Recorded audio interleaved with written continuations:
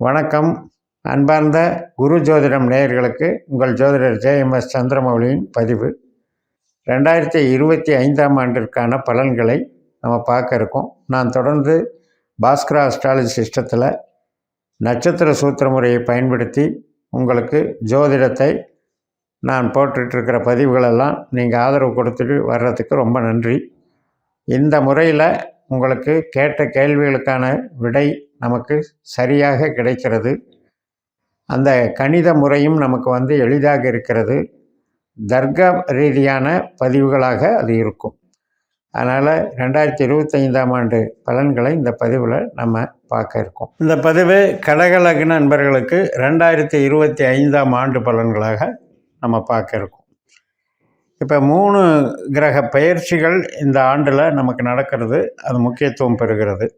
நம்மளுடைய ஆட்டிடியூட், நம்மளுடைய சுயபலம், நம்மளுடைய திறமைகள், தோற்றம், நம்மளுடைய ஈடுபாடுகள் எல்லாம் எப்படி இருக்குது அப்படின்னா, ஒரு சட்டம், தர்மம், நியாயம், அதே நேரத்தில் ஒரு அர்ப்பணிப்பு உணர்வோடு செயல்படுறது, டெடிக்கேஷன், அது மட்டும் இல்லை டேலண்ட்டு, ஒரு கம்யூனிகேஷன் டேலண்ட்டு, அனைத்து விதமான ஒரு ஆற்றல், அறிவாற்றலை பயன்படுத்தி, மேதாவித்தனத்தை பயன்படுத்தி இந்த உலகத்தில் எப்படியெல்லாம் நம்ம ஈடுபடலாம் அப்படிங்கிற ஒரு தனித்திறமையை வச்சிட்ருக்கிறவங்க தான் நம்ம. நிர்வாக திறமை நமக்கு நிறைய உண்டு.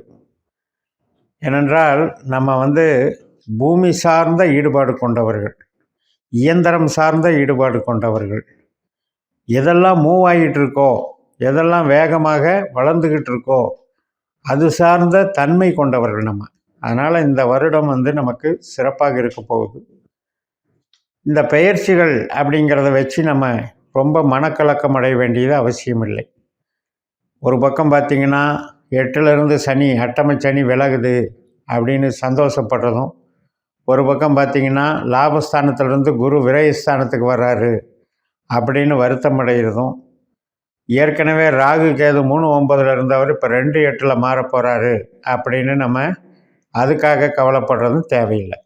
காரணம் என்ன அப்படின்னா, இந்த பயிற்சிகளெல்லாம் நாள்தோறும் எல்லா கிரகங்களும் சந்திரன் போல் மற்ற கிரகங்களும் கொஞ்சம் நகர்ந்துக்கிட்டே தான் இருக்குது.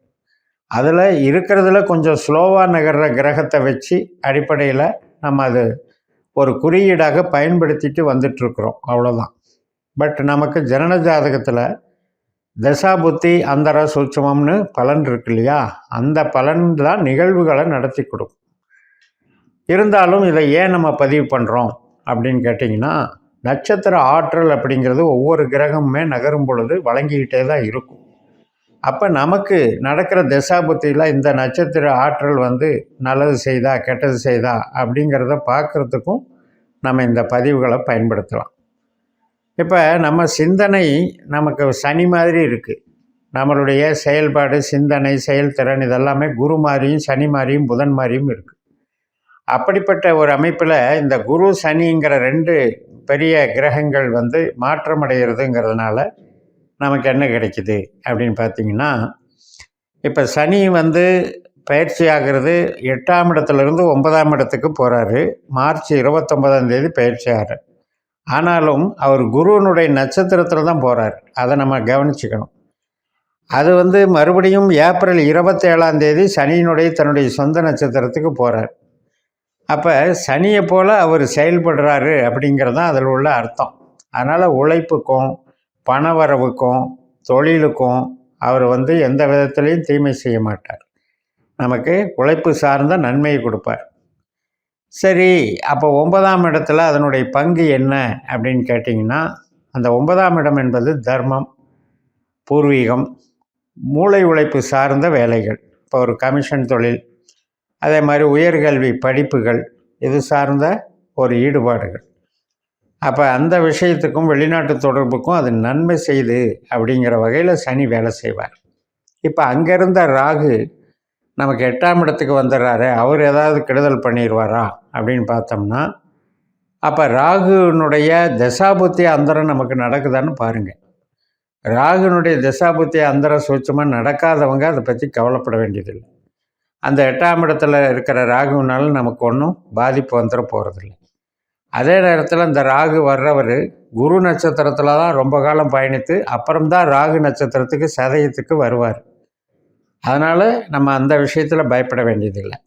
இந்த ராகு நட்சத்திரத்திலே வந்தாலும் கூட நமக்கு திசாபுத்தி அந்தரத்தில் ராகு நடக்குதான்னு பாருங்கள். பார்த்துட்டு அப்படி நடக்கிறவங்க மட்டும் அந்த 8ஆம் இடம் என்பது என்ன வேலை செய்யும் அப்படின்னா, ஹெல்த் ரீதியாக சில உபாதைகள் கொடுக்கும். அது வயதுக்கு தகுந்த மாதிரி, பருவத்துக்கு தகுந்த மாதிரி. இப்போ நம்ம சிறிய பருவம் இருக்குது அப்படின்னா நம்ம அதில் ஒன்றும் ப்ராப்ளம் இல்லை. ஒரு சிலருக்கு அது விபத்தாகவோ அல்லது இப்போ பொருள் நஷ்டமாகவோ அந்த 8ஆம் இடம் வேலை செய்யும். அது அவங்கவங்க ஜனஜாதத்தை பொறுத்து வேலை செய்யும். இப்போ நம்ம அந்த ராகு அங்கே இருக்கும்போது கேது நம்மளுக்கு நன்மை செய்கிறாருன்னு எடுத்துக்கணும். ஏன்னா கேது நமக்கு 2ஆம் இடத்துல வர்றார். அது சூரியனுடைய சாரம் வாங்கி, அப்புறம் சுக்கிரனுடைய சாரம் வாங்கி, அப்புறம் கேதுவனுடைய தன்னுடைய சொந்த நட்சத்திர சாரமே வாங்குறார்.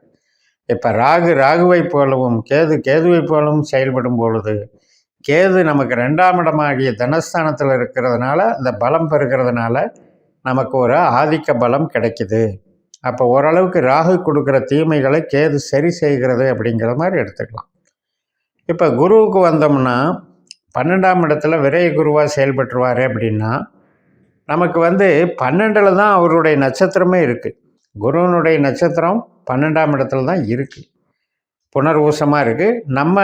நம்மளுடைய ராசியில் ஒரு பாதம் இருக்குது. புனர்பூசம் 4ஆம் பாதம் மட்டும் இருக்குது.